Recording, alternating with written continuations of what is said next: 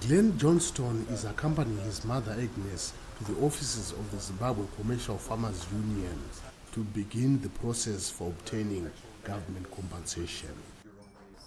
She was displaced from her farm about 17 years ago.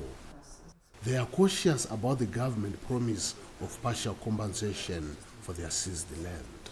It's a promise on top of a promise, basically. It looks like we've been promised that steps have been taken. So now we are taking these steps, yeah. Will we get the money at the end of the day? Obviously time will tell. President Emmerson Mnangagwa was quoted Sunday in state media as promising the partial compensation program for white farmers.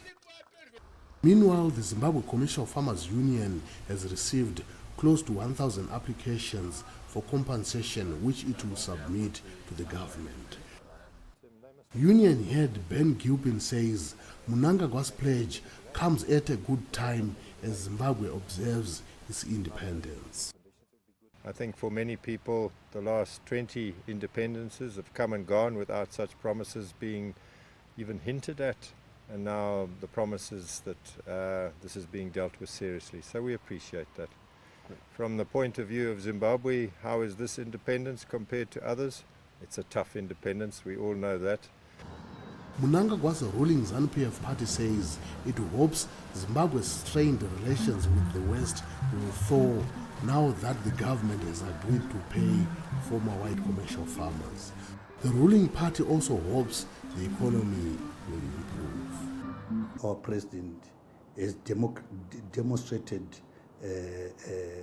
to the world how generous he can be, because he has agreed to pay people what they are not supposed to be paid. You cannot expect to pay a housebreaker for breaking into your house.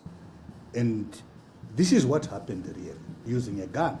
But we are saying, at least it's important that we compensate for their sweat.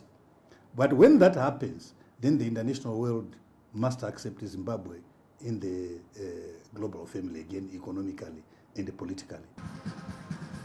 Until now, Zimbabwe's government had refused to compensate white commercial farmers as a way to show the country's total independence from Britain. But critics say the seizure of the land from white commercial farmers is the reason for Zimbabwe's ailing economy. Columbus Mavhunga for VOA News, Harare.